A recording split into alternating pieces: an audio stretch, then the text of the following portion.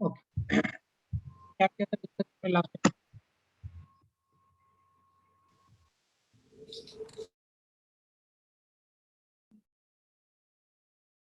Last lecture में? क्या discuss किया था बेटा? प्योर रोलिंग का कंसेप्ट कंप्लीट किया था क्या हमने? यस। ओके, और प्योर रोलिंग कंप्लीट करने के बाद हिंज पे कितने फोर्सेस लगेंगे वो कॉन्सेप्ट किया था, एंड कोलिजन का concept, what will be the force on the hinge, ये किया था हमने जब रोटेट करेंगे तो। यस। Okay, fine.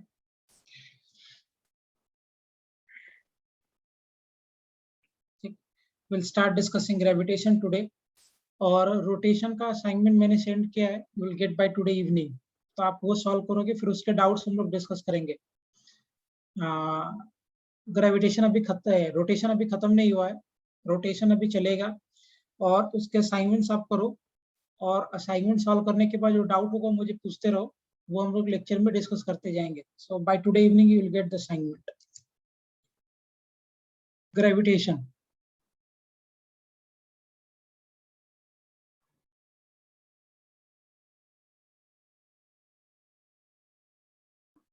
ओके, ठीक। What is gravitation then? Gravitation क्या होता है, कुछ आइडिया है इसके बारे में? ग्रेविटेशन क्या होता है? Force exerted on a body by Earth. No, that is called gravity. जब अर्थ इन्वॉल्व हो गया ना, then that will be called gravity. So gravitation basically means कि जो अट्रैक्टिव फोर्स लग रहा है, it's attractive force between the two object, कोई भी दो ऑब्जेक्ट जिसके पास मास है, समझना बात ध्यान से। Yes, correct Banika. ग्रेविटेशन का सिंपल सा मतलब है कि it is the attractive force between two masses, है ना, टू मासेस। बेटा रोटेशन का जो भी असाइनमेंट आएगा 2-3 दिन लगातार, वो सारे असाइनमेंट आप लोग पूरा पूरा सॉल्व करोगे, एक एक क्वेश्चन, और जो डाउट आएगा मुझे पूछोगे। कुछ कॉन्सेप्ट है जो आपको असाइनमेंट के थ्रू मिलेगा, राइट? सो ग्रेविटेशन का मतलब है it's a force of attraction between two masses. जैसे मान लो कि एक ऑब्जेक्ट के पास m1 kg का है, दूसरा ऑब्जेक्ट का मास m2 kg का है, and they are separated by distance r, तो इन दोनों मास के बीच में ग्रेविटेशन का अट्रैक्टिव फोर्स लगेगा, है ना। ये वाला मास इसके ऊपर अट्रैक्टिव फोर्स लगाएगा, और ये वाला मास इसके ऊपर अट्रैक्टिव फोर्स लगाएगा। क्या ये दोनों फोर्स का मैग्नीट्यूड सेम होगा? यस। हाँ, इससे कोई फर्क नहीं पड़ता। मान लो ये 2 kg का मास है और एक 10 kg का मास है, तो 10 kg का मास जितना अट्रैक्टिव फोर्स 2 kg के मास पे लगाएगा, एग्जैक्टली सेम अमाउंट में 2 kg का मास 10 kg पे अट्रैक्टिव फोर्स लगाएगा, तो ये फर्क नहीं पड़ता मास पे। सो F force on 2 due to 1 and force on 1 due to 2, है ना। सो ग्रेविटेशन का फोर्स जब आप बात करोगे, so magnitude of force on 2 due to 1 is equal to the magnitude of force on 1 due to 2, इसके बराबर होता है ना। ये फर्क ही नहीं पड़ता कि कौन सा मास कम है कौन सा मास ज्यादा है, हो सकता है वो वाला मास 2 kg का हो और ये मास 100 kg का हो। सो 100 kg का मास जितना अट्रैक्टिव फोर्स 2 kg के मास पे लगा रहा है, उतना ही अट्रैक्टिव फोर्स 2 kg का मास भी 100 kg के ऊपर लगाएगा। ऐसा नहीं है कि जिसका मास कम है वो कम फोर्स लगाएगा, जिसका मास ज्यादा उस पर ज्यादा फोर्स लगेगा, ऐसा कुछ भी नहीं। इट्स अ फोर्स का जो मैग्नीट्यूड होगा दोनों ऑब्जेक्ट पे, दे विल बी सेम। मुझे बताओ, क्या इस पे जो फोर्स लग रहा है m1 kg के मास पे, और ये m2 kg के मास पे जो फोर्स लग रहा है, क्या इन दोनों का डायरेक्शन ऑपोजिट है या सेम डायरेक्शन में लग रहा है? What is the case? Opposite. Opposite. पहला पॉइंट ये हो गया, फोर्स इन दोनों का ऑपोजिट है। अब बेटा मुझे एक बात बताइए, अगर दो फोर्स इक्वल हैं, दे आर ऑपोजिट, तो कैन आई से कि gravitation force is action reaction pair, है ना। ये इंपॉर्टेंट पॉइंट है, it's action reaction pair. Gravitation force is action reaction pair. Action reaction pair का मतलब क्या है कि the forces of equal magnitude and acting in the opposite direction, दो फोर्स है जिसका मैग्नीट्यूड इक्वल है लेकिन डायरेक्शन ऑपोजिट है, they are called action reaction pair. हाँ या ना? एक और बात है, ये जो ग्रेविटेशन का फोर्स है ना, ये सेंट्रल फोर्स है। ध्यान रखना, छोटी छोटी बातें जो आपको पहले से मालूम भी रहेगा। ये जो ग्रेविटेशन का फोर्स है, gravitation force is central force, is central. अच्छा, व्हाट डज इट मीन? अगर मैं ऐसा बोल रहा हूँ कि ग्रेविटेशन का फोर्स सेंट्रल फोर्स है, इसका मतलब क्या है? हाँ कस्तु, अगर मैं ऐसा बोल रहा हूँ सर, दो बॉडीज के सेंटर ऑफ मास तो पे लगता ध्यान है। रखना, ये बात बाद में हम यूज करेंगे। ग्रेविटेशन का फोर्स एक सेंट्रल फोर्स है that acts between the centre of two object. हाँ, excellent Piyush. Gravitational force is central force that acts between the centre of two objects. वो दो ऑब्जेक्ट के सेंटर के बीच में लगेगा एंड ऑलवेज अट्रैक्टिव। अच्छा, क्या ग्रेविटेशनल फोर्स कंजर्वेटिव फोर्स है कि नॉन कंजर्वेटिव फोर्स है? Conservative. Conservative, so it's a conservative force. अच्छा, कितने टाइप के फोर्स कंजर्वेटिव होते हैं? कौन कौन सा फोर्स कंजर्वेटिव होता है, जरा मुझे बताना सीक्वेंस। बोलो, कितने टाइप के फोर्स कंजर्वेटिव होते हैं नेचर में?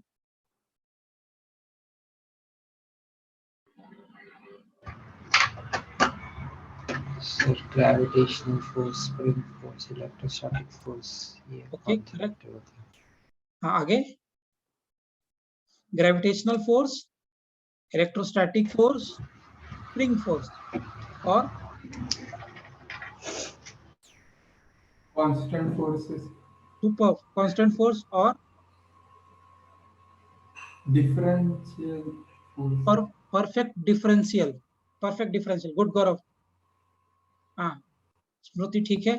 और एक और बच गया कोई? मैग्नेटिक। मैग्नेटिक भी, हाँ ठीक है। और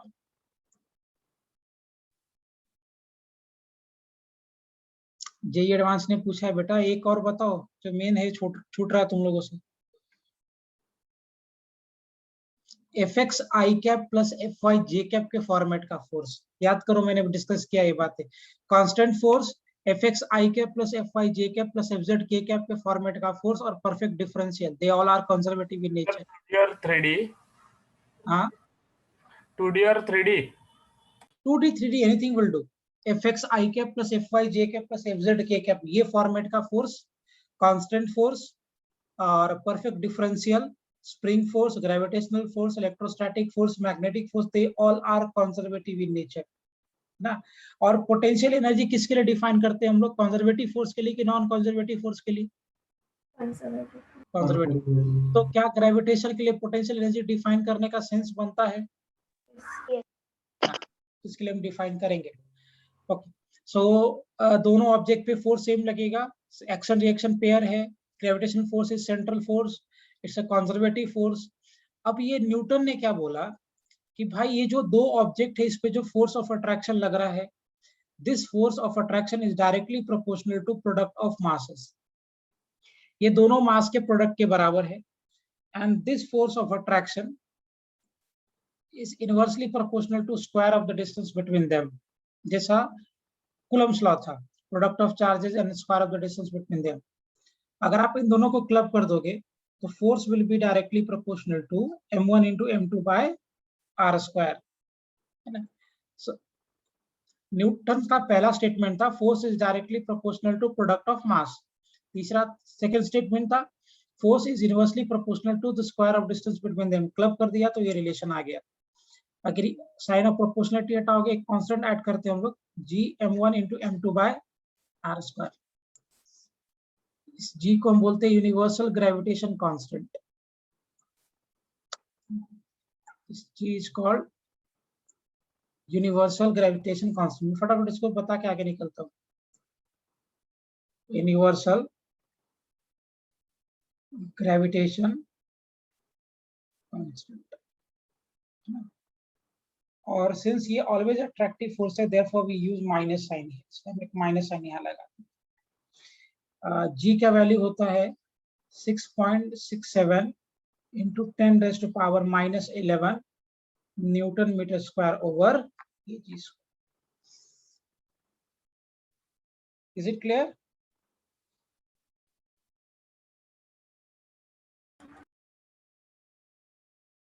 ये पता होगा सबको, ये बात क्लियर है यहाँ तक पॉइंट?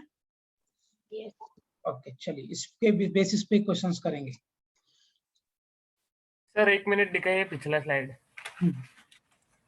Sir 1 minute. हाँ,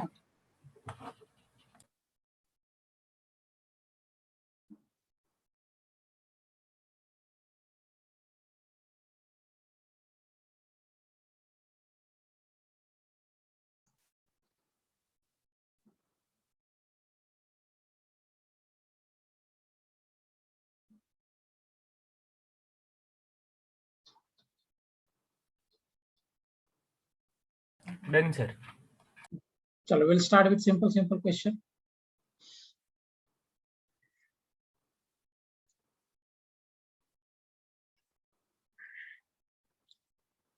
आंसर जी के टर्म्स में बताना, कैलकुलेशन हम लोग ऐसा नहीं करेंगे। मैं थोड़ा स्टैंडर्ड क्वेश्चन से बात करता हूँ, बेसिक छोटा छोटा क्वेश्चन आपको नहीं कराऊंगा। मान लो ये इक्विलेटरल ट्रायंगल है और ये इक्विलेटरल ट्रायंगल का मान लीजिए साइड ए है। यहाँ पे मास प्लेस कर दिया एम के जी का, यहाँ पे भी मास प्लेस कर दिया एम के जी का। This one is equilateral triangle.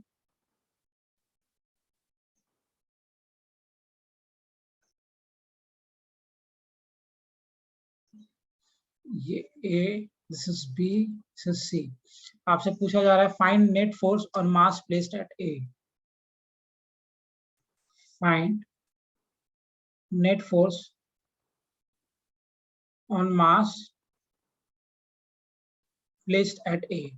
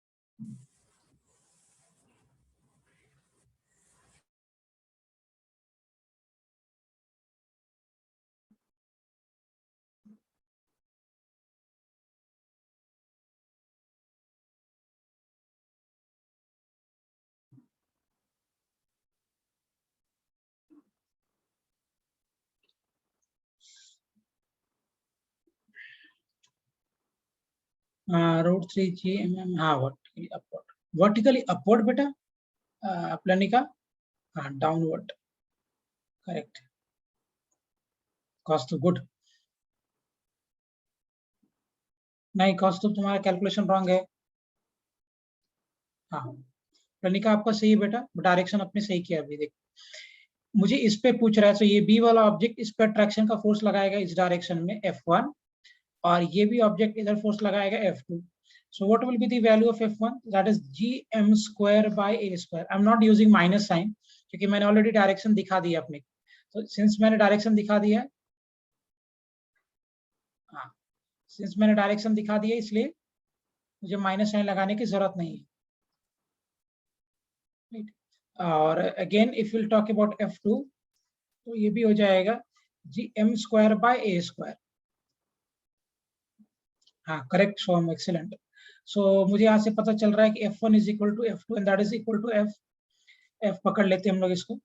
This is equal to F just to make our calculation simple। Good Piyush.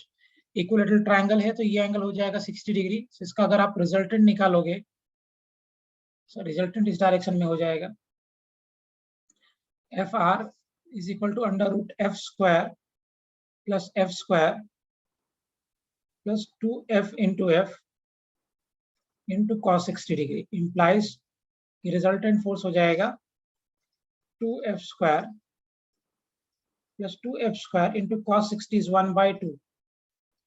So this is 3. Implies कि जो रिजल्टेंट फोर्स आएगा FR, this will be equal to root 3f, and f we are having here is gm square by a square. So implies what? कि जो मेरा FR आया, this is equal to root 3 gm square by a square. Okay, और ये act करेगा vertically downward. Is it fine? Yes, sir. Okay, चलो आगे बढ़ते हैं. फटाफट करना जी छोटे छोटे क्वेश्चंस. Next will go. ठीक है ना, आ क्या बेटा? पिछला स्लाइड सर. हाँ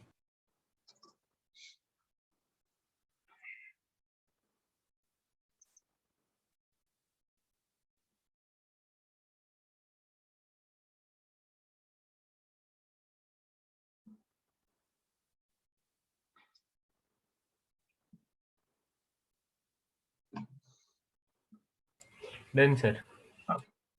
एक और करा देता हूँ इस टाइप का. ऑब्जेक्ट ऐसा प्लेस किया है हमने, स्क्वायर है ये, यहाँ पे मास प्लेस कर दिया m kg का,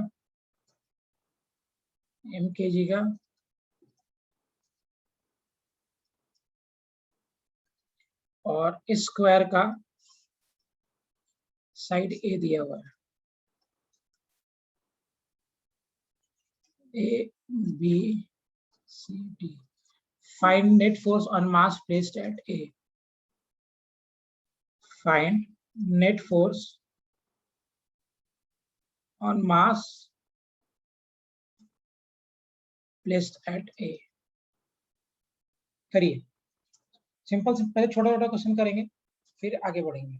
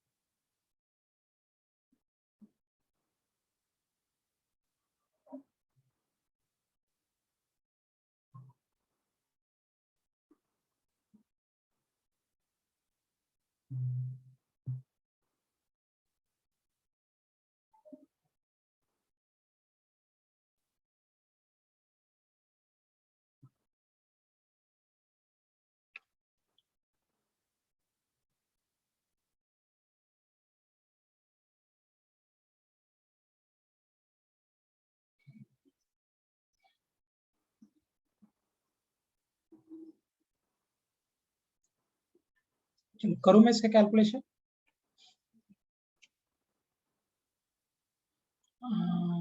नहीं पीयूष, गड़बड़ हो गया. देख, ये वाला मास इस पर अट्रैक्टिव फोर्स लगाएगा F1, ये वाला मास इस पर अट्रैक्टिव फोर्स लगाएगा F2, है ना. और ये जो मास है, ये वाला मास इस पे लगाएगा अट्रैक्टिव फोर्स. इस मास के बारे में आप बात करोगे तो ये मास इस पे अट्रैक्टिव फोर्स लगाएगा इस वे में, इधर की तरफ लगा देगा. Let me take this as F3. हाँ cost good.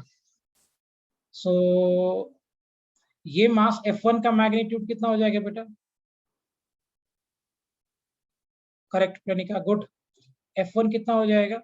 gm square by a square, क्योंकि यहाँ से लेकर यहाँ तक का डिस्टेंस a है. अगेन F2 कितना होगा? So F2 will be again equal to gm square by a square, and we know from here that F1 और F2 दोनों का मैग्नीट्यूड सेम है.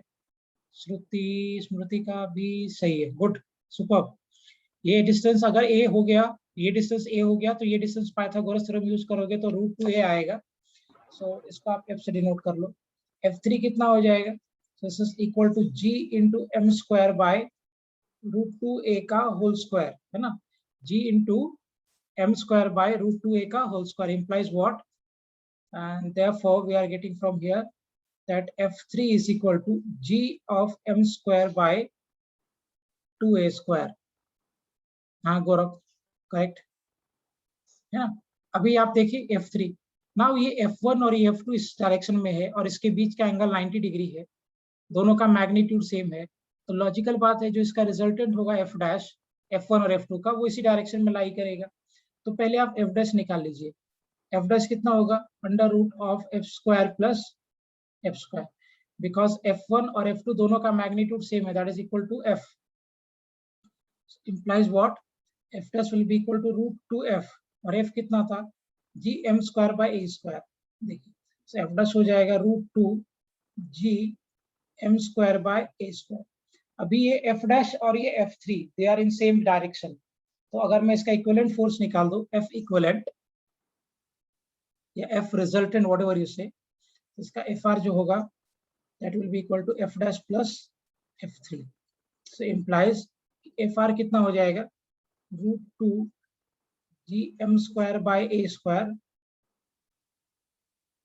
Plus G M square by 2a square, implies जो मेरा resultant आ गया that is G M square by A square bracket root 2 plus 1/2, और इसको चाहिए तो और आगे सिंप्लीफाई कर सकते हैं, लीव हियर।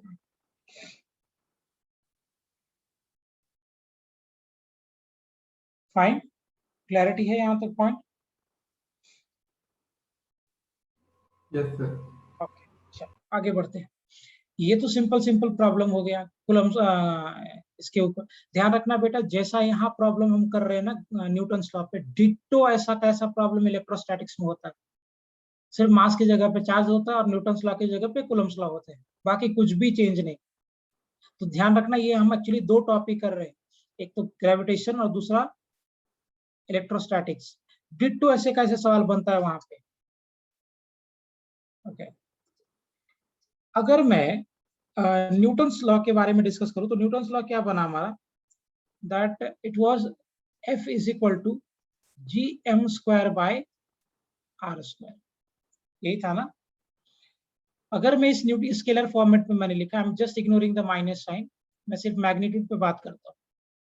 अगर मैं इसी न्यूटन्स लॉ को वेक्टर के फॉर्म में लिखना चाहूँ तो कैसे लिख सकते हैं हम लोग, चाहिए तो आप माइनस लगा दो, कैन वी से कि minus of G M square by magnitude of R vector का स्क्वायर, लिख सकते हैं ऐसा, इनटू आर कैप, क्योंकि डायरेक्शन तो आर वेक्टर के लॉन्ग ही होगा ना, क्योंकि ये सेंट्रल फोर्स है तो डायरेक्शन तो आर वेक्टर के लॉन्ग ही होगा। तो अगर डायरेक्शन मुझे बताना है मतलब मुझे यूनिट वेक्टर लिखना पड़ेगा, तो क्या मैं इसको ऐसा लिख सकता हूँ क्या, F vector is equal to minus G M square by, या फिर अगर आप और प्रिसाइजली लिखो तो instead of writing M square आप m1 इंटू m2 कर दो, और यहाँ पे भी एम स्क्वायर की जगह पे आप ऐसा लिख सकते हैं क्या, कैन वी राइट दिस? मैंने आपको पहले क्या बताया, ध्यान से सुनना, ये शायद तुमने नहीं पढ़ा होगा। मैंने आपको क्या बताया था पहले कि ग्रेविटेशन का फोर्स सेंट्रल फोर्स होता है, मतलब सेंटर के लॉन्ग लगता है। इसका मतलब कि जो आर वेक्टर का डायरेक्शन होगा वही डायरेक्शन आपके फोर्स का भी होगा। तो फॉर इंडिकेटिंग द डायरेक्शन में वहां पे आर क्यूब लगा दे, आर कैप लगा देता हूँ, सॉरी आर कैप लगा दिए। क्या इसी फोर्स को मैं ऐसे भी लिख सकता हूँ, F vector is equal to minus G into m1 into R m2 by magnitude of R vector का क्यूब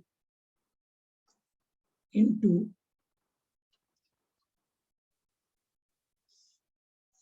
सर एक और आर ज्यादा के लिए है, ऊपर देखो ना मैंने वेक्टर कर दिया। देखो बेटा आर कैप क्या होता है, अगर मैं आर कैप के बारे में डिस्कस करूं यूनिट वेक्टर के बारे में, so is it R cap is equal to R vector by magnitude of R vector, क्या यही आर कैप होता है? अगर आप वेक्टर में उसके मैग्नीट्यूड से डिवाइड करोगे तो यूनिट वेक्टर आता है, R cap is equal to R vector by magnitude of R vector. तो just I have replaced R cap here by this term, तो ऊपर आर वेक्टर आ गया और नीचे मैग्नीट्यूड एक एक्स्ट्रा आ जाएगा, so R square into R cube, होगा ऐसा? रिलेशन? सोच के अच्छे से, डाउट आएगा मुझे पूछिए।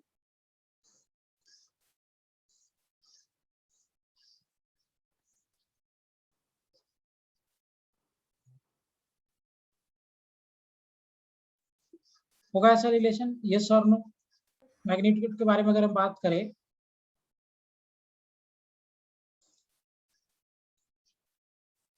चेक कर लो एक बार मैग्नीट्यूड की एक वेक्टर के फॉर्म में जो मैंने लिखा है न्यूटन्स लॉ के, समझ में आ रहा है क्या सभी को? Yes, sir. Okay super. इसके ऊपर हम क्वेश्चंस करेंगे। ध्यान रखना, this is important concept for JEE Mains. NEET में शायद ही कभी पूछेगा, पर जेई में पूछ सकता है। क्वेश्चन कैसे बनाता हूं देखिए। We are having a cube here. So मेरे पास एक क्यूब है इस तरह,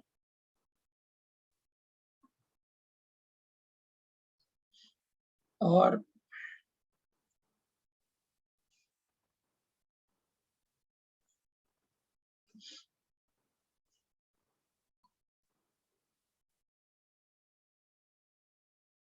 से मेरे पास एक क्यूब है। ये मेरा ओरिजिन है 0,0,0। This stands to be my X axis. ये मेरा वाई एक्सिस है और ये जेड एक्सिस।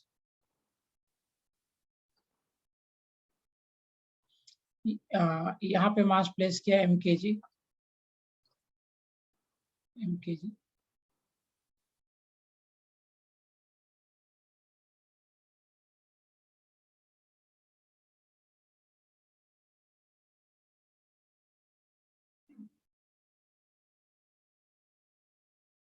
आपसे क्वेश्चन में पूछा गया है, so will name them A, B, C, D। आपसे क्वेश्चन में पूछा गया find net force on mass placed at F। Find net force on mass placed at F।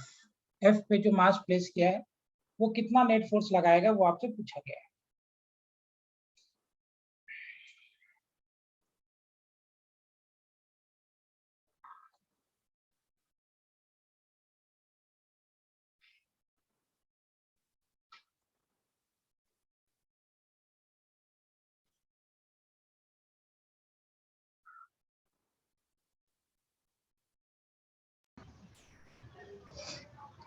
Sir side length क्या है?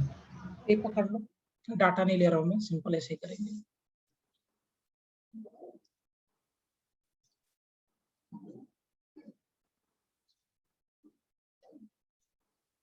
डाटा नहीं बना रहा हूँ, डाटा बनाने पे कैलकुलेशन थोड़ा कॉम्प्लिकेटेड हो जाता है। मुझे सिर्फ कंसेप्ट सिखाना है यहाँ पे।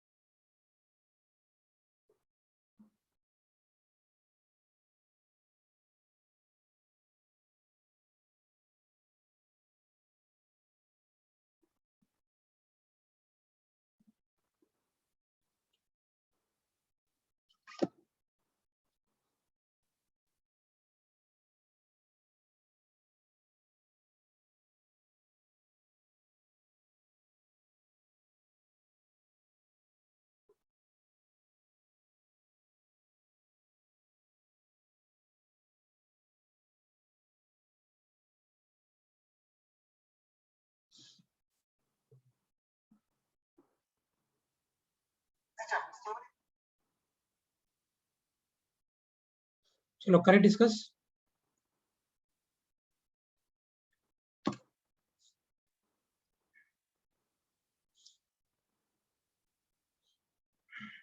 चलिए मुझे ये वाले मास पे लिखे, पहला तो आप कोऑर्डिनेट लिख दो। 0,0,0 इसका कोऑर्डिनेट हो जाएगा a,0,0, इसका कोऑर्डिनेट हो जाएगा 0,0, इसका कोऑर्डिनेट हो जाएगा a,0,a। देन कमिंग हियर, इस वाले मास का कोऑर्डिनेट हो जाएगा 0,a,0, इसका कोऑर्डिनेट हो जाएगा 0,a,a, YZ प्लेन में है ये। इसका कोऑर्डिनेट हो जाएगा a,a,0, इसका कोऑर्डिनेट हो जाएगा a,a,a। होगा भाई? Are you satisfied with the coordinate जैसा लिखा मैंने? Yes sir. ओके चलो पहले तो मैं एक काम करता हूँ, ये force on F due to A निकालता हूँ।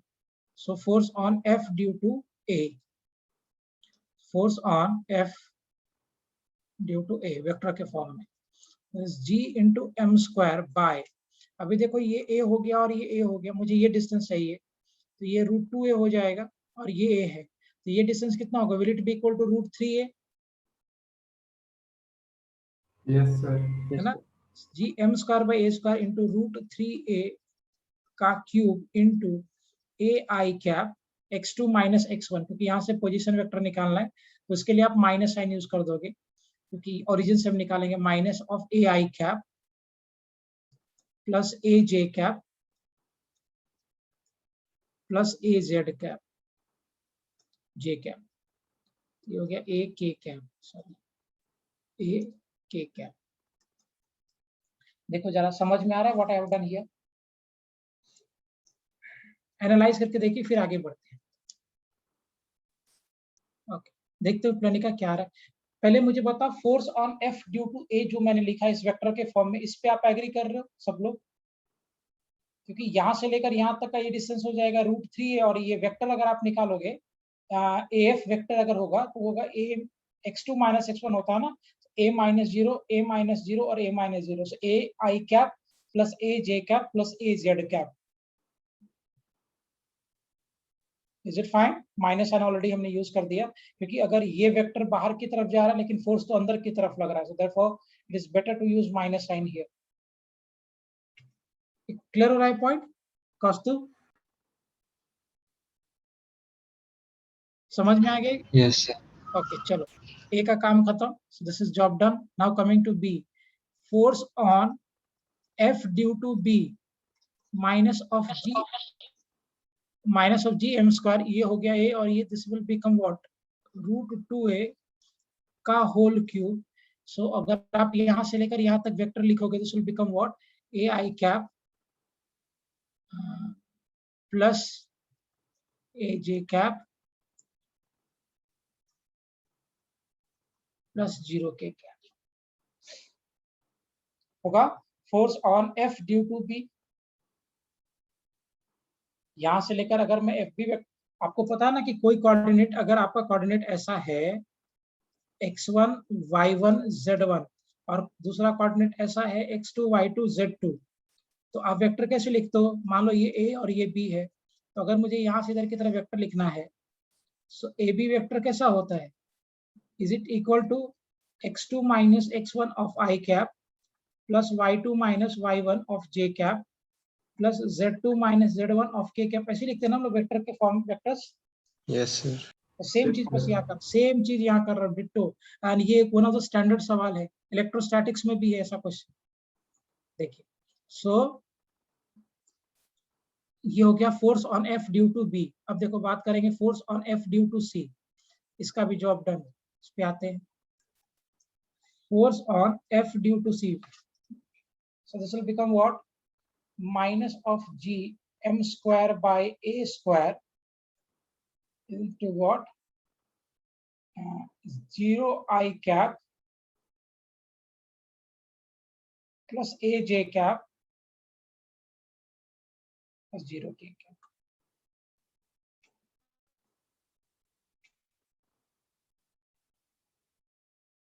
है ना? So this is what A cube है यहाँ पे। चलो इसका भी काम खत्म। अब इस पे चलते हैं। Force on F due to D, इसकी वजह से कितना हो जाएगा, minus of GM square, again ये डिस्टेंस √2a हो गया, क्यूब इंटू इसका वेक्टर लिखोगे आप, this will become what, 0i cap plus aj cap plus ak, everything will be in Newton. ध्यान रखना जब भी क्वेश्चन 3D में जाएगा तो आपके लिए बेहतर है कि आप उसको वेक्टर में करो इंस्टेड ऑफ स्केलर। स्केलर में करोगे तो फंस जाओगे बुरी तरह से।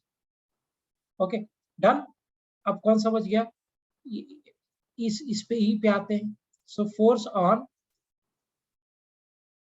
F ड्यू टू ई कितना हो जाएगा, minus of GM square by a square, 0i cap 0j cap, एक हाँ क्या हो गया, क्यू, हाँ सॉरी, हाँ सॉरी क्यू हो जाएगा बिल्कुल, एक क्यू है ना। So force on F due to E अगर हम बात करेंगे तो will be GM by a cube into 0i cap plus 0j cap plus a k cap, हाँ बरोबर। अब देखो force on F due to H,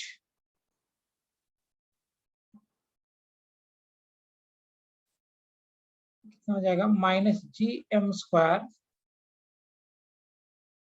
bye √2a का क्यूब इंटू ये, इसके लिए पोजीशन वेक्टर लिखोगे आप, ai कैप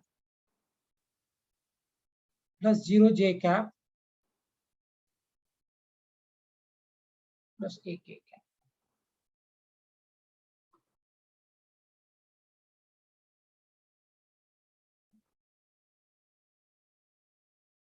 बराबर है। और अगर आप आगे चलोगे तो क्या आएगा रिलेशन, देखिए एक और बच गया, force on F due to G,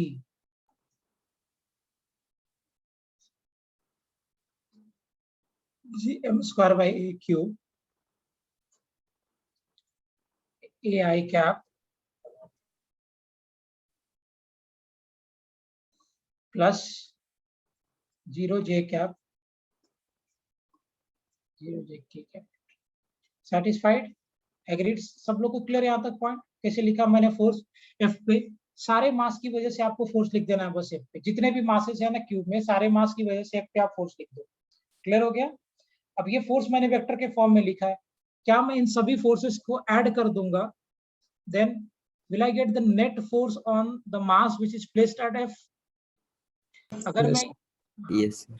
मैं वो नहीं करूंगा, वो आपको करना है, मैं सिर्फ मेरा इतना बताना मोटिव था, आगे करने में टाइम लगेगा, है ना। सारे फोर्सेस को मैंने वेक्टर के फॉर्म में लिख दिया, सब में क्या करना ना बेटा, ये √3 है ना, इस सबको अंदर मल्टीप्लाई कर देना और एक क्यू को बाहर रख के कॉमन ले लेना और बाद में सॉल्व कर देना वेक्टर,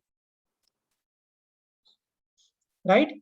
सो कॉन्सेप्ट क्या है कि अगर मेरा पॉइंट मास, ध्यान रखना ये सारे फॉर्मूला हम लोग पॉइंट मास के लिए कर रहे हैं, अगर पॉइंट मास का अरेंजमेंट 3 डायमेंशन में है तो उस तरह के क्वेश्चंस को डील करने के लिए मुझे वेक्टर फॉर्म का यूज करना पड़ेगा, न्यूटन्स लॉ का। हाँ, अगर क्वेश्चन 2 डायमेंशन में तब तो कोई प्रॉब्लम नहीं है, आप स्केलर फॉर्मेट में भी बना सकते हो। बट जैसे ही आपका पॉइंट मास का अरेंजमेंट 3D में चला गया, तो जैसे वो 3D में जाएगा ना, आपको न्यूटन्स लॉ को वेक्टर फॉर्म में यूज करना पड़ेगा, आप स्केलर फॉर्म से नहीं कर सकते। Is it fine?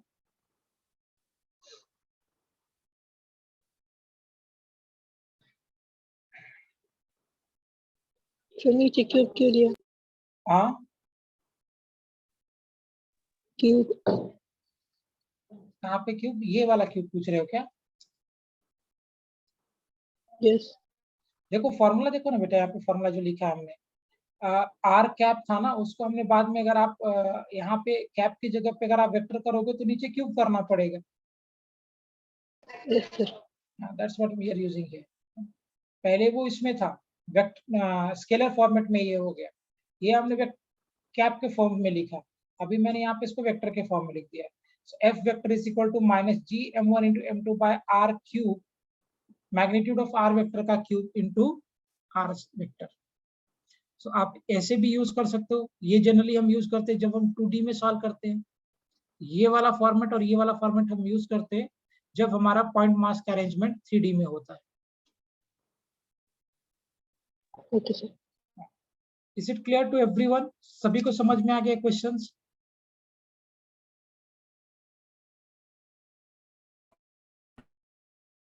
Yes, sir.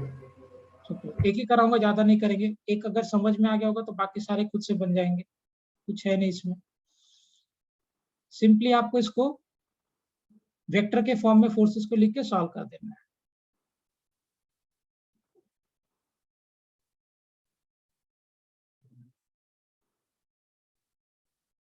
आगे बात करें।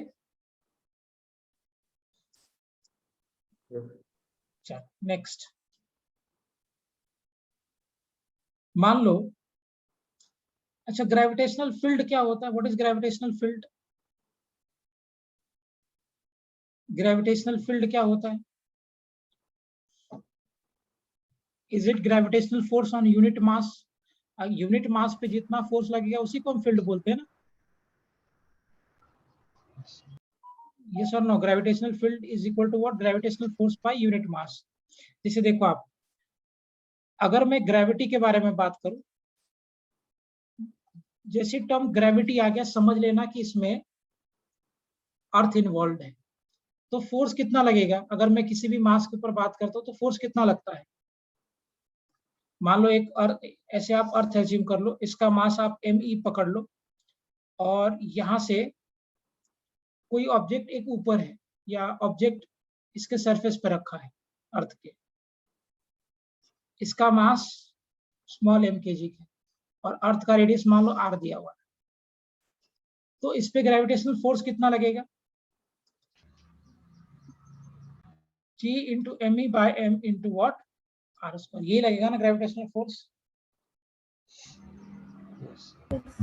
है ना। और ये फोर्स को हम लिख सकते हैं मास इनटू एक्सेलरेशन, और एक्सेलरेशन की जगह पे we can write acceleration due to gravity which is denoted by g। So ये कितना हो गया? g into me into m by r square. ये m से m कैंसिल हो गया, तो यहाँ से g जब आप रखोगे ये किसके बराबर हो गया? g me by r square. This g is called acceleration due to gravity on the surface of earth. अभी सब कुछ अगर आप डाटा प्लेस कर दोगे, अर्थ का मास और आर स्क्वायर, आर होता है रेडियस ऑफ अर्थ 6400 किलोमीटर, और ये कैपिटल जी, ध्यान रखना ये capital G is my acceleration due to gravity, acceleration due to gravity. और सब रख के जब आप प्लेस करोगे तो इसका आंसर अप्रोक्सीमेटली जी का वैल्यू 9.8 मीटर पर सेकेंड स्क्वायर आता है, जिसको हम लोग कैलकुलेशन करने के लिए कभी कभी 10 भी ले लेते हैं, है ना। यही आपका एक्सेलरेशन ड्यू टू ग्रेविटी। ये सब पढ़ा होगा इसलिए मैं शॉर्ट में बता रहा हूँ। G M E into M by R square, तो यहाँ से जी कितना आ गया? G M E by R square, तो जी हो जाएगा G M E by R square, और एम ई और आर स्क्वायर और जी का वैल्यू जब प्लेस करके सॉल्व करोगे आप, तो आपको acceleration due to gravity approximately will get 9.8 metre पर सेकेंड स्क्वायर, है ना। अब अगर आप इलेक्ट्रिक फील्ड के बारे में जानते हो, तो इलेक्ट्रिक फील्ड क्या होता है बेटा? Electric force vector by mass. Charge. Electric field, sorry electric field बात कर, ये यहाँ पे मैं ग्रेविटेशनल फील्ड के बारे में बात कर रहा हूँ, सॉरी। तो ग्रेविटेशनल फील्ड क्या हो जाएगा? ग्रेविटेशनल फोर्स बाय मास। जैसे इलेक्ट्रिक फील्ड था electric force by charge, exactly same way में यहाँ पे भी होगा ना। सो ग्रेविटेशनल फील्ड कितना हो जाएगा? Will it be equal to gravitational force by mass? Yes sir, Yes. Right. अभी इसका मतलब क्या हो गया? Gravitational field is equal to gravitational force कितना है? Minus G into M E into M by R square upon M, if I am just taking the magnitude. तो ये अभी क्या होगा बेटा? This M and M will get cancel, तो यहाँ से ग्रेविटेशनल फील्ड का वैल्यू कितना आ गया? G M by G into M E by R square. Am I getting the gravitational field like this? G into M E by R square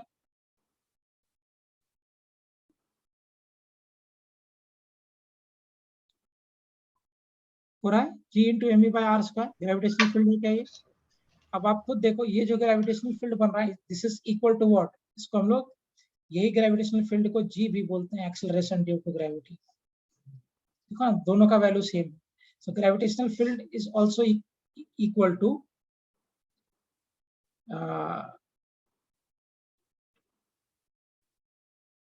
gravitational field is also equal to acceleration due to gravity.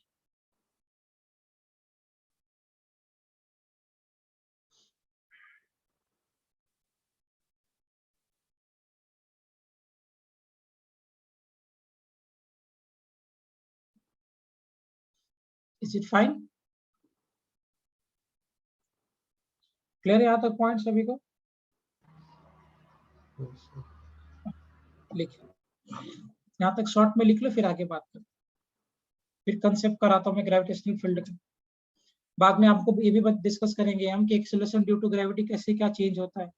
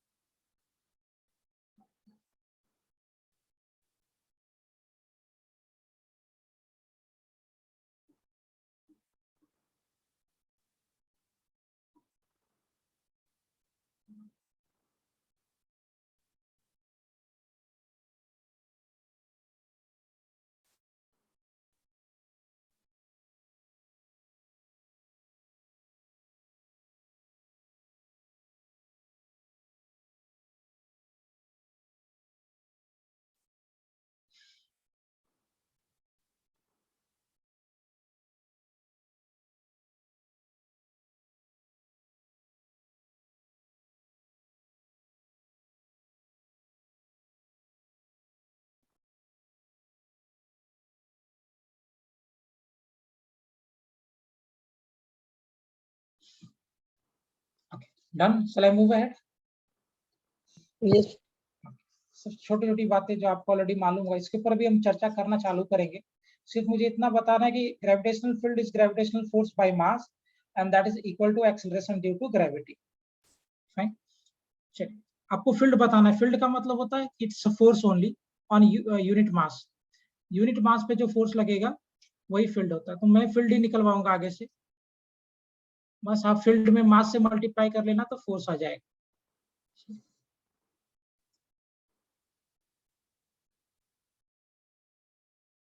नहीं, ऐसे नहीं। मान लो कि एक rod ऐसा place किया है, देखते कौन सोच पाता है। एक रॉड ऐसे प्लेस किया है, ये रॉड का टोटल लेंथ अपने को L दिया हुआ है, और इस रॉड के से परपेंडिकुलर डिस्टेंस D पे एक पॉइंट P है, सच दैट कि यहाँ से जो ये एंगल फॉर्म कर रहा है ये अल्फा है,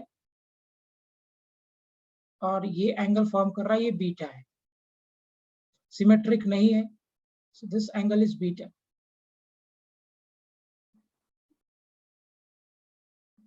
इस रॉड का टोटल मास m kg दिया हुआ है। बताइए, find out the net gravitational field eight point P। Find net gravitational field eight point P। अच्छा, क्या मैं यहाँ पर डायरेक्टली लगा सकता हूँ क्या? Can we use directly Newton's law? Newton's law क्या हम यहाँ डायरेक्टली लगा सकते हैं, हाँ या ना? नहीं, क्यों नहीं लगा सकते? हाँ, क्योंकि एक्सटेंडेड मास सिस्टम है, that is applicable only two point mass, तो नहीं लगा सकते। तो क्या करें? अगर हम नहीं लगा सकते तो क्या करना पड़ेगा? लॉजिकल बात है कि एक ही रास्ता हमारे पास है, इंटीग्रेशन करना। नीट के बच्चे सिर्फ रिजल्ट याद रखेंगे, जेई मेंस वाले स्टूडेंट आप लोग पूरा डेरिवेशन देखोगे, और तुम्हें डेरिवेशन करना भी पड़ेगा बाद में चल के। तो पहले बात तो मुझे ये क्लैरिटी है कि इसमें हम न्यूटन्स लॉ डायरेक्टली नहीं लगा सकते। क्यों नहीं लगा सकते? क्योंकि ये पॉइंट मास नहीं है, that is distributed mass system है, and Newton's law is applicable only for point masses. तो इसके लिए आप क्या करो बेटा कि यहाँ से x पे जाओ, और x पे जाके आप एक dx थिकनेस का एक एलिमेंट काट लो। मान लो इस टोटल रॉड का लेंथ L है, आप यहाँ से जाओ x पे, और x पे जाके आपने एक dx थिकनेस का एलिमेंट कट किया है, सच दैट कि ये जो dx थिकनेस का एलिमेंट है ना, वो यहाँ से जो एंगल फॉर्म कर रहा है वो थीटा है, और यहाँ पे जो ये एंगल फॉर्म कर रहा है, ये जो एंगल है छोटा सा, ये एंगल डी थीटा है।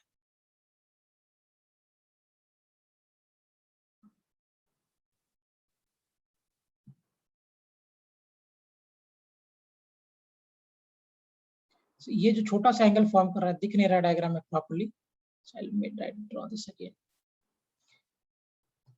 So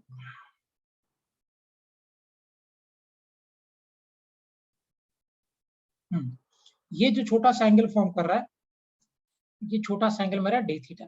देखिए पहले मैंने एलिमेंट कैसे काटा है, मैं इस वाले पॉइंट से, ये वाले पॉइंट से x डिस्टेंस आगे गया, और ये वाले पॉइंट से x डिस्टेंस आगे जाने के बाद मैंने एक छोटा सा एलिमेंट काटा dx थिकनेस का, है ना, dx थिकनेस का एलिमेंट कट किया। अब ये जो dx थिकनेस का एलिमेंट है, इस dx थिकनेस का जो एलिमेंट पे जो मास होगा वो dm होगा। मुझे पता है इस रॉड पे जो मास का डिस्ट्रीब्यूशन है वो लेंथ में है कि एरिया में है कि वॉल्यूम में है, कैसे मास डिस्ट्रीब्यूटेड किया है, लेंथ। तो आपको मास ग्रेडियंट लेना पड़ेगा which is my lambda, lambda will be equal to m by l।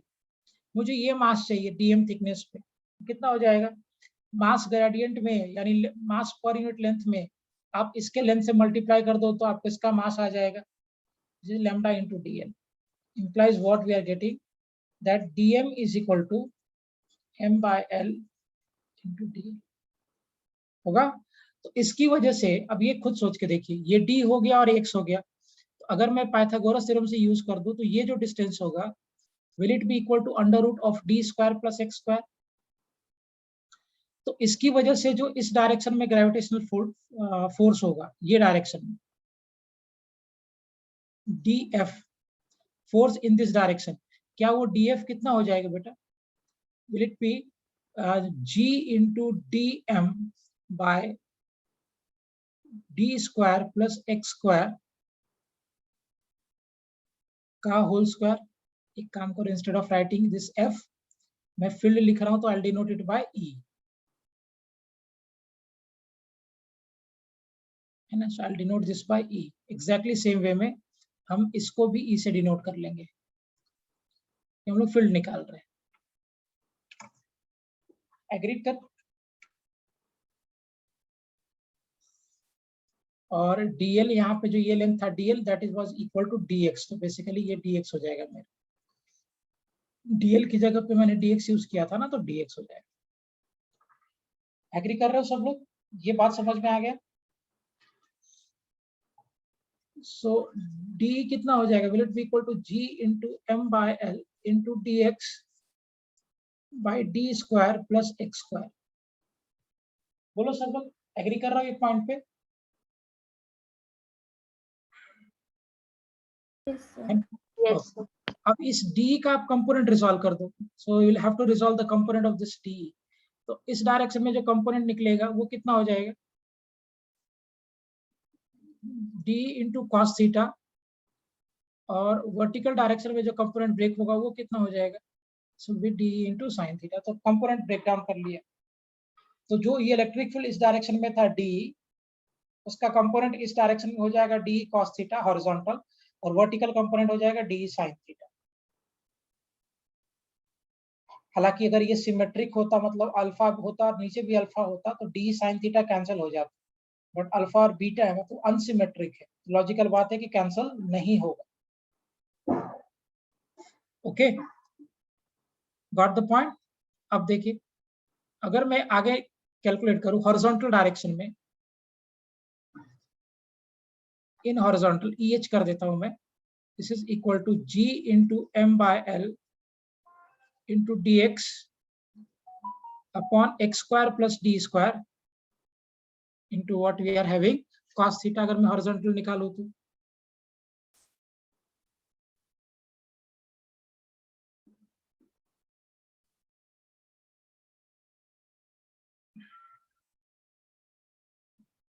एक मिनट, एग्री कर रहा है सब लोग, is it clear to everyone.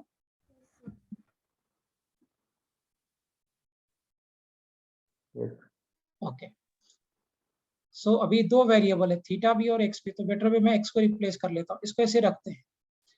अगर मैं ये ट्रायंगल में बात करूँ, ये छोटे ट्रायंगल में अगर आप जाओगे, just go on this triangle, so अगर मैं इस ट्रायंगल में जाऊंगा बेटा, तो tan थीटा को क्या लिख सकते हैं हम लोग, can be right tan theta is x by d, है ना।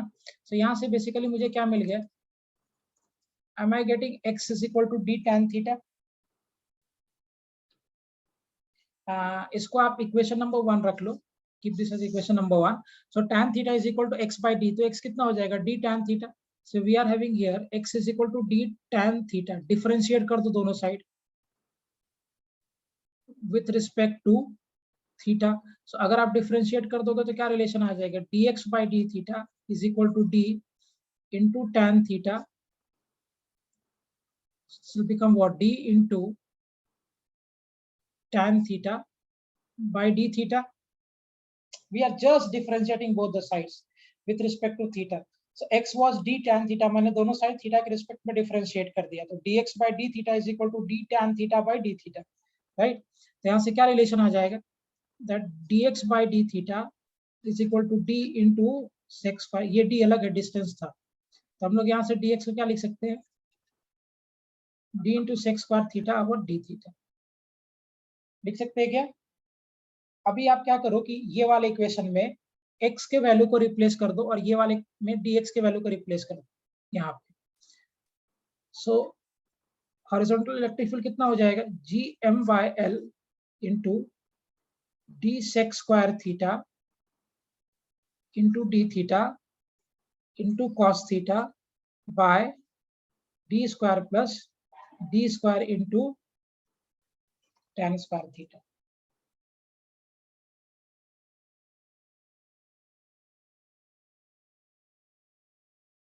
Is it clear, everyone? Yes. Okay. Now, if I'll be taking d square common from here, so dEh will be equal to gm by l. ध्यान रखना मैं gravitational field निकाल रहा हूँ, upon d sec square theta into d theta into cos theta. अगर मैंने यहाँ से d स्क्वायर को कॉमन ले लिया, so 1 plus tan square theta and that will be equal to what, sec square theta. तो ये कैंसिल हो जाएगा और एक d यहाँ. सो अल्टीमेटली जो मुझे आ रहा है रिजल्ट में, सर पिछला स्लाइड दिखाइए. हाँ एक मिनट बेटा, लिख लेना तो एक बार.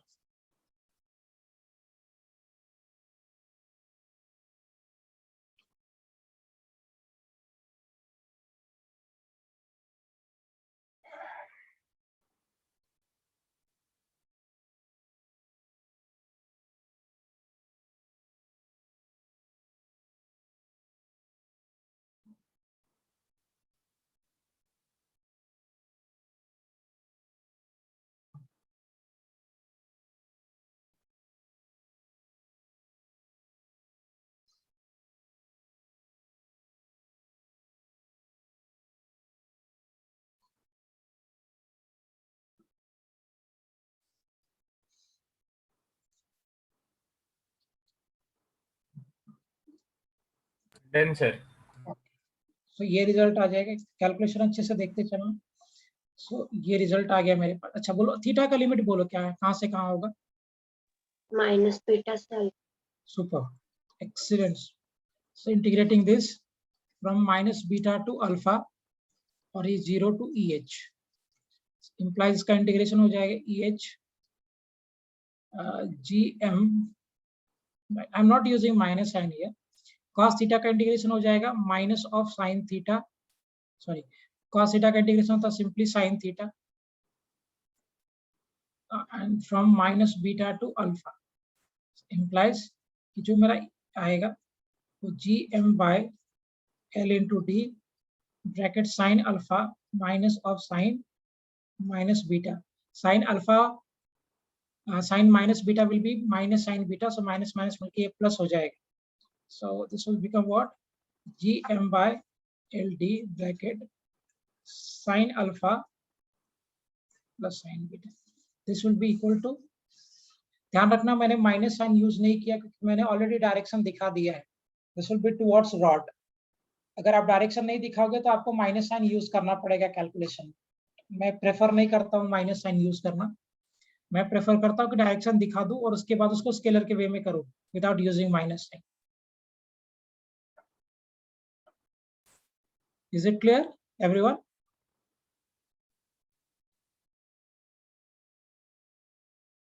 सर आगे का स्लाइड दिखाइए. This is the gravitational field due to rod at distance d from the rod, gm by l into d, जहां पे l rod का लेंथ है. सर हमें वर्टिकल में भी निकालना पड़ेगा क्योंकि हाँ। सिमेट्री. हाँ, वर्टिकल में निकालना पड़ेगा. अगर वो सिमेट्रिक रहता तो वर्टिकल कंपोनेंट 0 हो जाता, बट यहाँ पे 0 नहीं हो पाएगा बिकॉज इट्स अनसिमेट्रिक डायग्राम. तो अनसिमेट्रिक है इसलिए आपको वर्टिकल कंपोनेंट भी निकालना पड़ेगा.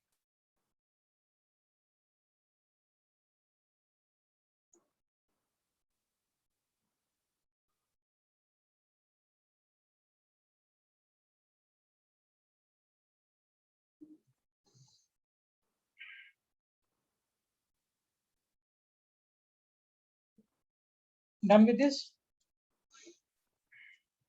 वर्टिकल में सब कुछ सेम रहेगा बेटा, बस सिर्फ साइन की जगह पे कॉस हो जाएगा. सो DEV एक्चुअली यहाँ तक सब सेम रहेगा, बस सिर्फ कॉस की जगह पे साइन हो जाएगा, nothing else. GM by LD integration of sin theta into d theta from minus beta to alpha 0 से लेकर EV. EV is equal to GM by LD minus of cos theta from minus beta to alpha. EV कितना हो जाएगा? GM by LD minus of cos alpha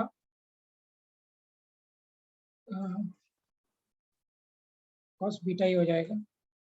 so vertical हो जाएगा GM by LD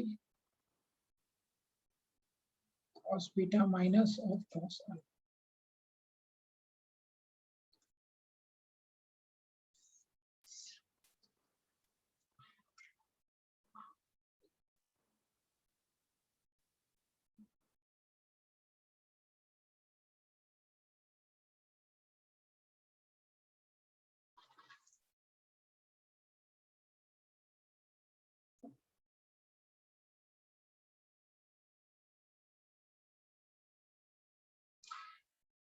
Is it fine? ये clear हो गया horizontal component and vertical component. हाँ देख. गुड. नीट के बच्चे सबको ये फॉर्मूला याद रहना चाहिए.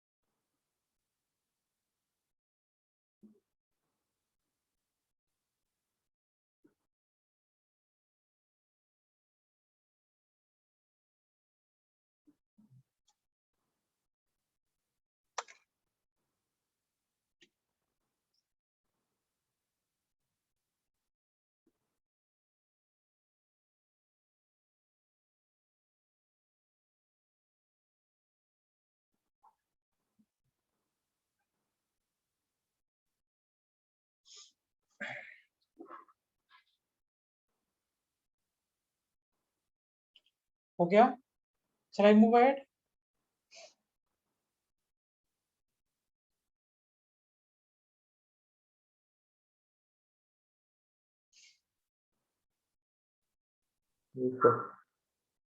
देख अभी ये मुझे यहाँ से हॉरिजॉन्टल कंपोनेंट और वर्टिकल कंपोनेंट का इलेक्ट्रिक ग्रेविटेशनल फील्ड मिला. सो हॉरिजॉन्टल में कितना था बेटा? GM by LD into sine alpha plus sign beta. और वर्टिकल में कितना था? GM by LD into cos beta minus of cos alpha. ये रिजल्ट था ना हमारे पास, दैट वी हैव कैलकुलेटेड. अब मान लो कि ये जो रॉड है मेरा, ये रॉड इनफाइनाइटली लॉन्ग है, बहुत बड़ा रॉड है. इनफाइनाइटली लॉन्ग होने का मतलब ये कंपैरेटिव टर्म है, मतलब इस पॉइंट के रिस्पेक्ट में लेंथ बहुत ज्यादा है. अब मुझे बताइए कि अगर ये रॉड इनफाइनाइटली लॉन्ग होगा तो तो उस केस में अल्फा और बीटा कितना हो जाएगा? What will pi by 2. Super. Alpha and beta will be equal to pi होगा, यानी एक्सेप्ट कर रहे हैं बात को? अगर ये रॉड इन्फिनिटली लॉन्ग होगा उस केस में अल्फा और बीटा दोनों कितना हो जाएगा? 90 डिग्री होगा? Yes, sir. ओके. अगर आप प्लेस कर दोगे सो हॉरिजॉन्टल में हो जाएगा GM by LD sin 90 sin 90 is 1, so basically कितना हो जाएगा? 2. सो हॉरिजॉन्टल कितना हो गया बेटा? Gravitational field GM by LD, और वर्टिकल कितना हो जाएगा? cos 90 भी 0 और ये भी cos 90 0, तो बेसिकली वर्टिकल में 0 हो जाएगा.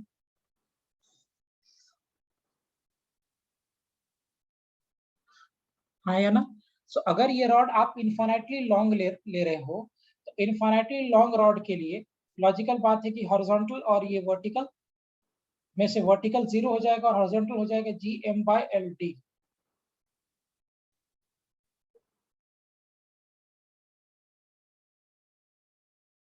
Is it clear everyone? Yes, sir.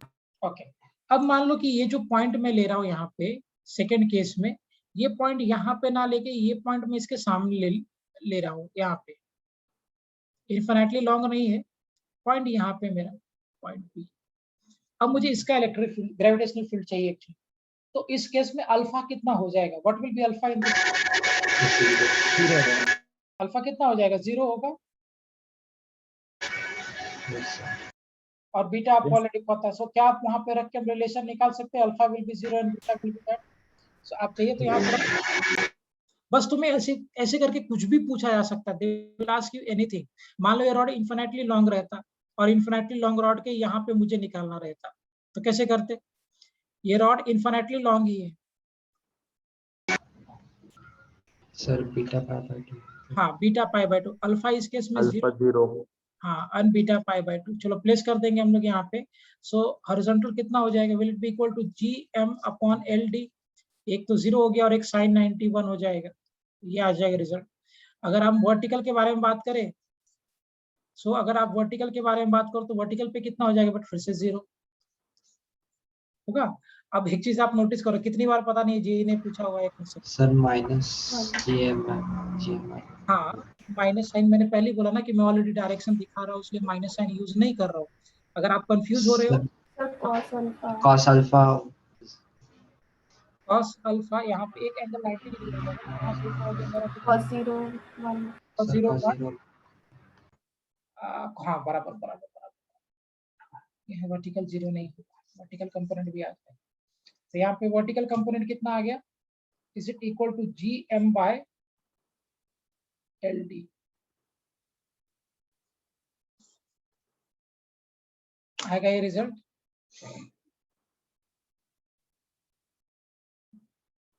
Yes और नो? यस.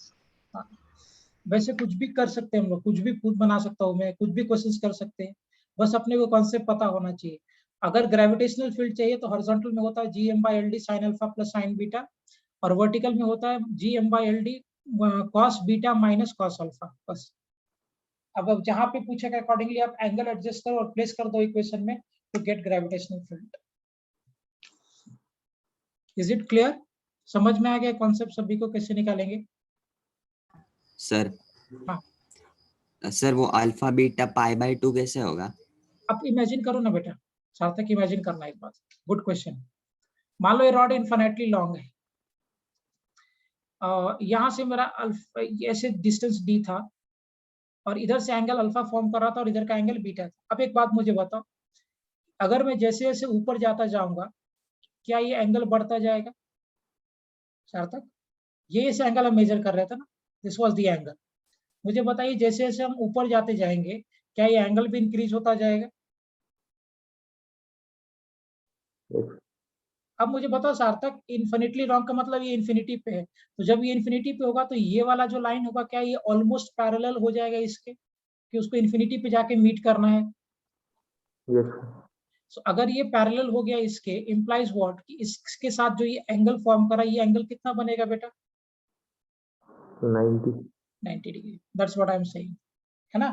दो पैरेलल लाइन एक दूसरे को इन्फिनिटी पे जाके मीट करता है, तो लॉजिकल बात है कि जैसे जैसे हम यहाँ से ऊपर जाते जाएंगे ये एंगल बढ़ता जाएगा, और अगर ये पॉइंट इंफिनिटी पे चला गया and this line has to meet the point at infinity, तो उसके लिए ये एंगल कितना फॉर्म करेगा from here, that will be π/2। Got the point बेटा? Yes sir. ओके, सार्थक तुम्हें समझ में आया ये पॉइंट प्रॉपर्ली? yes sir.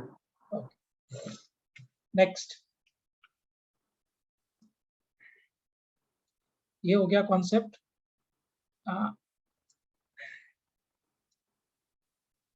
बताइए, मैं अब तुम्हें डायरेक्ट वे में कराता हूँ, आप लोगों ने एक बार ऑलरेडी पढ़ा हुआ है, तो मैं छोटा छोटा नहीं करेंगे, डायरेक्ट बड़ा प्रॉब्लम करेंगे। सो ये एक आर्क है और ये आर्क थीटा एंगल फॉर्म कर रहा है, रेडियस इसका r दिया हुआ है, इस आर्क का रेडियस r दिया हुआ है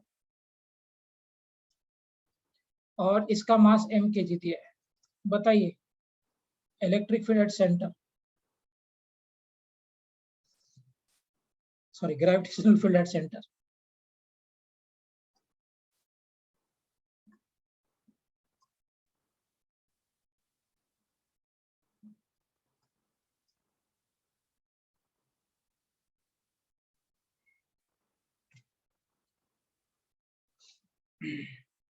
करो gravitational field at centre O।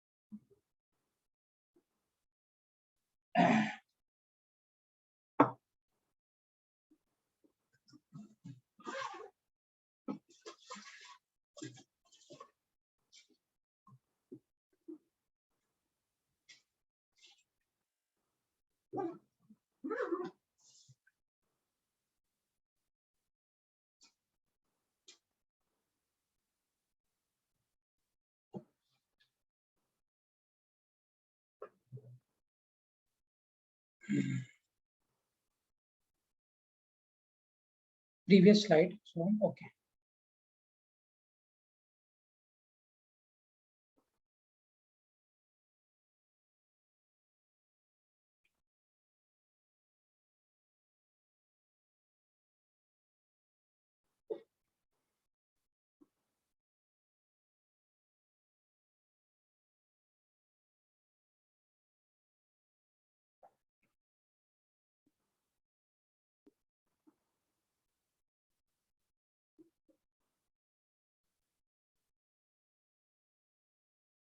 Okay, चलो करूं मैं इसको।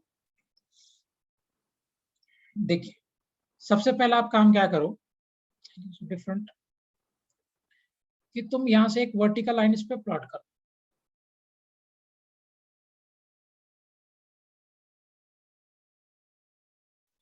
है ना, और मैंने एक एलिमेंट कट कर दिया है। एलिमेंट जो हमने कट किया वो ऐसे कट किया है,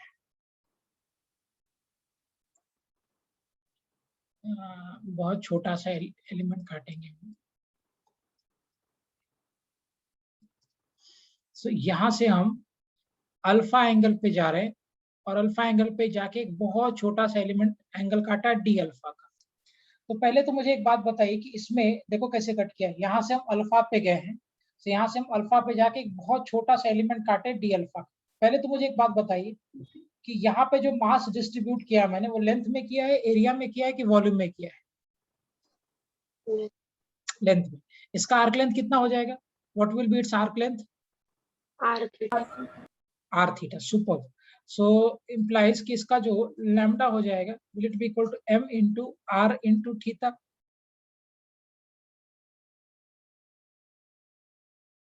है ना। चाहे एक काम करता हूं मैं, इंस्टेड ऑफ गिविंग दिस ना, मैं इसका मास ग्रेडियंट ही दे देता हूं ताकि मुझे ये थोड़ा सा सिंप्लीफायर लगे। तो इसका मास ग्रेडियंट कितना हो जाएगा? लैम्डा kg पर मीटर मान लो दिया हुआ है मास ग्रेडियंट, है ना। सो इस अगर आप ये स्मॉल एलिमेंट का बात करोगे तो इसका डीएल ले लो और इसका मास हो जाएगा वो डीएम हो जाएगा। तो डीएम कितना होगा बेटा, will it be equal to lambda into DL. मैं थोड़ा सिंप्लीफाइड वर्जन करता हूँ, इंस्टेड ऑफ टेकिंग मास ना मैं लैम्डा ही ले लेता हूँ केजी पर मीटर, बाद में जाकर रिप्लेस कर दूंगा उसको। तो डीएम कितना हो जाएगा, will it be equal to lambda into DL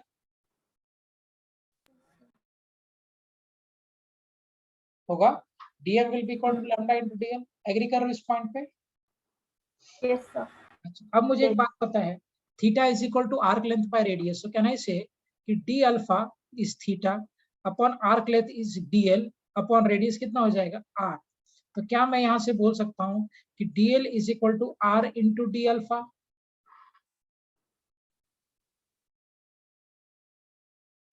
yes okay, so अगर मैं इस डीएल के वैल्यू को यहाँ प्लेस कर दूं तो क्या मुझे dm is equal to lambda, ध्यान रखना lambda is mass gradient, mass by length, और डीएल को अगर हम यहाँ प्लेस कर देंगे this will become r into dl. अब देखो इसकी वजह से जो इधर की तरफ ग्रेविटेशनल फील्ड हो जाएगा दिस विल बी डीई।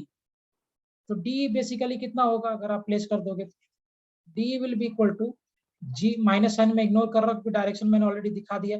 ध्यान रखना मैं डेरिवेशन में माइनस साइन इग्नोर कर रहा हूँ, इंप्लाइज कि जो इलेक्ट्रिक फील्ड है वो अट्रैक्टिव है, so that's why we are ignoring the minus sign here. Superb Kaustubh, excellent. कौन सा कंपोनेंट बचा बेटा, वर्टिकल कंपोनेंट बचा कि हॉरिजॉन्टल कंपोनेंट बचा?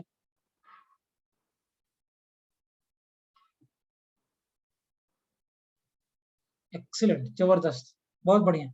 सो ये डी बन रहा है, ये एंगल अल्फा है, तो पहले डी लिख दो। देखो कॉन्सेप्ट समझ में आ गया, तुम कुछ भी कर सकता है अभी, कहीं का भी किसी भी चीज का निकालने को बोलेगा आप निकाल सकते हो। मैं धीरे धीरे करके सब पे आऊंगा। डी कितना हो जाएगा, G into dm into R square implies d कितना हो जाएगा, G into dm into lambda into R into d alpha by R square. ये कट कैंसिल हो गया। सो फ्रॉम हियर जो डी बच गया वो मेरे पास कितना हो गया, G into lambda upon R into dl. अब मुझे एक बात बताओ, आप एक काम करो डी का कंपोनेंट तोड़ो, क्योंकि डी हर जगह पर डायरेक्शन ले रहा है इसलिए हमको कंपोनेंट तोड़ना ही पड़ेगा। तो इधर का कंपोनेंट कितना हो जाएगा, डी इंटू कॉस अल्फा, और इधर का कंपोनेंट कितना हो जाएगा, डी इंटू साइन अल्फा। अच्छा स्मृति या सोहम, आप एक बात मुझे बताओ बेटा, क्या डी साइन अल्फा कैंसिल हो जाएगा पूरे में अगर करूँ तो? सोच के देखना, डी क्योंकि सिमेट्रिक है ना, तो जैसे अगर मैंने एलिमेंट यहाँ लिया था, अगर मैं डिटो एसआई का ऐसा एलिमेंट इधर भी ले लूँ तो इसकी वजह से डी इधर आ जाएगा, और डी कॉस अल्फा तो सपोर्ट करेगा, लेकिन डी साइन अल्फा इधर चला जाएगा, तो क्या डी साइन अल्फा वाला कंपोनेंट है वो कैंसिल हो जाएगा? Yes, Yes. sir. वैसे अगर आप नहीं ऐसे लॉजिक लगाओगे ना, अगर आप इंटीग्रेट करके लिमिट भी प्लेस करोगे तब भी बात बन जाएगा, जीरो आ जाएगा। बट अगर लॉजिक लगा लिया तो थोड़ा कैलकुलेशन कम हो जाएगा। सो ऑब्वियस ही बात है, दिख रहा है हमें कि डी साइन अल्फा कैंसिल हो जाएगा, तो सिर्फ बच गया वर्टिकल कंपोनेंट। सो डी इंटू ईवी कितना हो जाएगा, इस डी इंटू कॉस अल्फा, और डी ऑलरेडी हमने कैलकुलेट करके रखा हुआ है, डी ऑलरेडी हमने कैलकुलेट करके रखा हुआ है here. So d into EV is equal to g lambda into d alpha by r into cos alpha. So DEV g lambda by r integration of cos alpha into dl. बोलो limit बोलो alpha का, हाँ minus theta by 2 से plus theta by 2 and this will be from 0 to EV. Integrate कर देंगे इसको हम लोग, EV हो गया is equal to G lambda by R into minus of sine alpha from minus theta by 2 to plus theta by 2 implies कि EV कितना हो जाएगा, G lambda by R, G lambda by are place करते चलो values,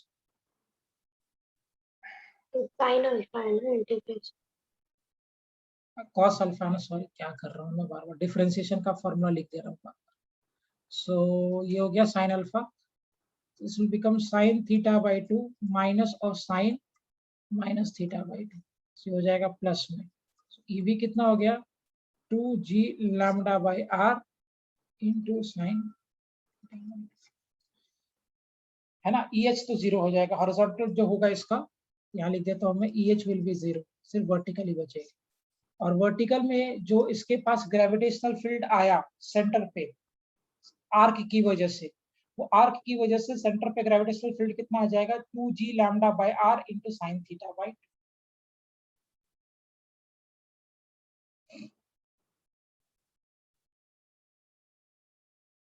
Getting the point?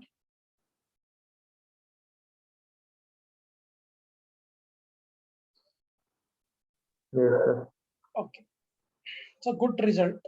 So gravitational field at the center due to the sector, एक छोटा सा arc अगर आप लोगे या सेक्टर लोगे तो इस सेक्टर की वजह से सेंटर पे जो ग्रेविटेशनल फील्ड होगा that will B 2g lambda by r into sine theta by 2।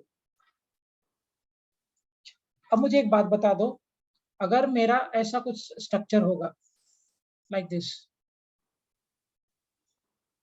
Semi circular, इस सेमी सर्कुलर की वजह से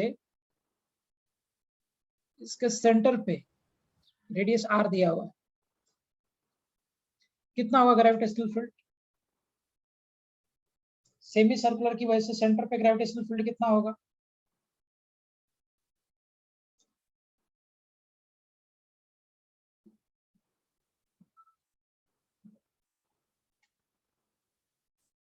जीरो।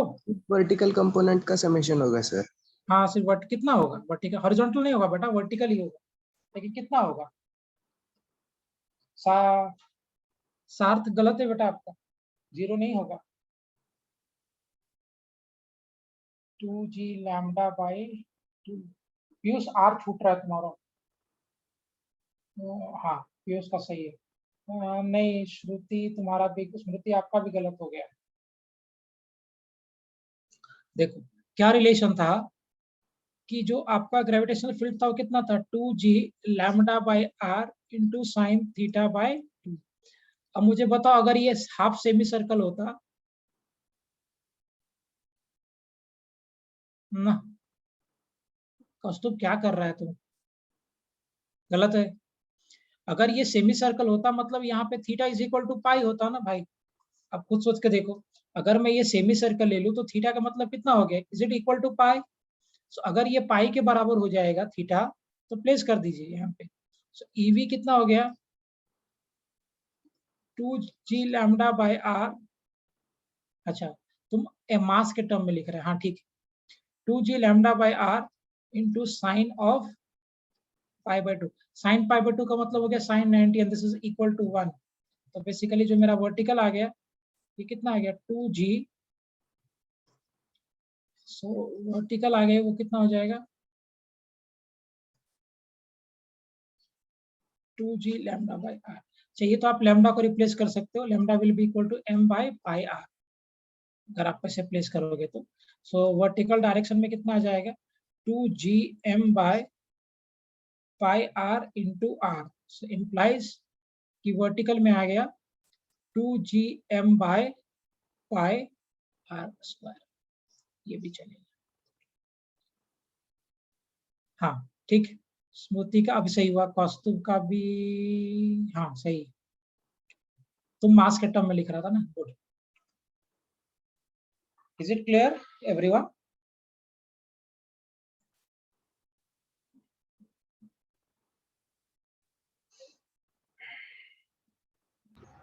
यस। अच्छा मान लो पूरा रिंग होता, कंप्लीट रिंग होता, और ये कंप्लीट रिंग है और कंप्लीट रिंग की वजह से आर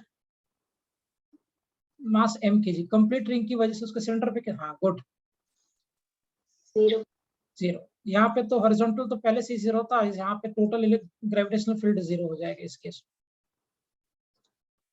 हाँ good sir, excellent.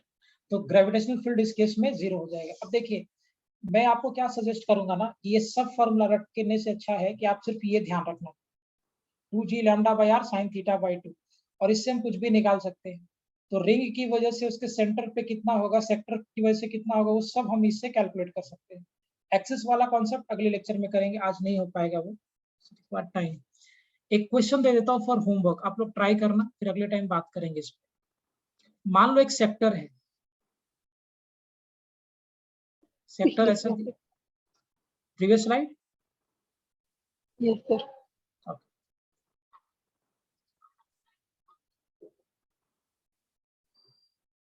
Okay sir.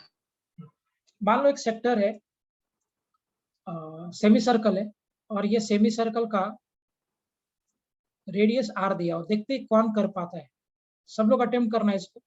Centre C है, और आज असाइनमेंट भी जो आपको मिलेगा वो आज के आज खत्म होना चाहिए। ज्यादा क्वेश्चन नहीं दिया मैंने, 35 क्वेश्चन है उसमें, तो आज वो कंप्लीट हो जाना चाहिए। और आज दूसरा असाइनमेंट एक और बनाऊंगा मैं। ये सेंटर सी है और इसका रेडियस आर है। मान लो इसको मैंने दो पार्ट में से डिवाइड कर दिया। इस वाले यहां से लेकर यहां तक का ये जो पार्ट है ना बेटा, इस वाले पार्ट का मास दिया है 2m kg, और ये जो पार्ट का है इसका मास दिया है m kg। तो दो अलग अलग मास है। यहां से लेकर यहां तक का मास 2m है, और यहां से लेकर यहां तक का मास ये m kg दिया है। समझ में आ गया?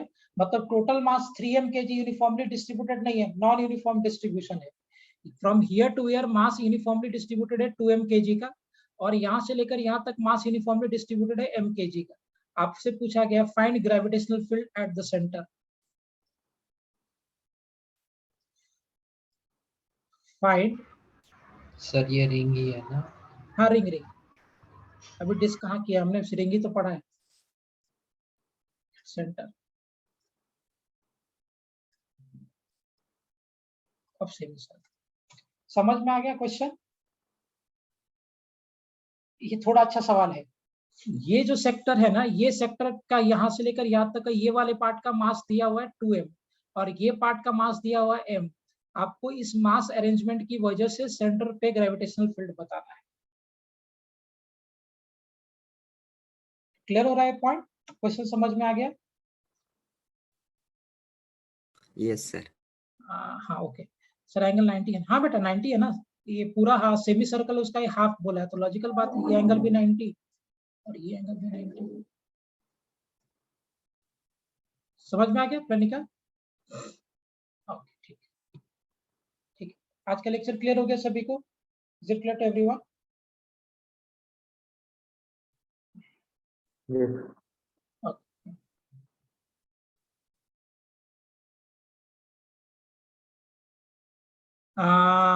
कौस्तुभ इजी तो है बेटा, लेकिन दो सेपरेटली निकालने के बाद सब्ट्रैक्ट तो नहीं करेंगे, वो आपको सोचना है क्या करेंगे।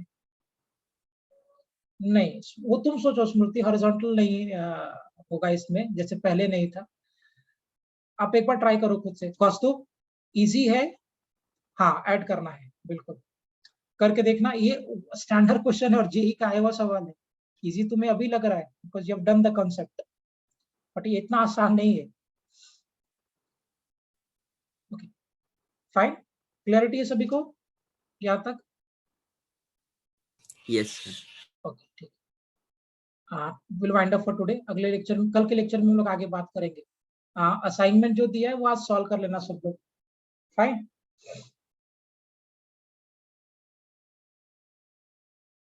ओके चलो बाय बाय।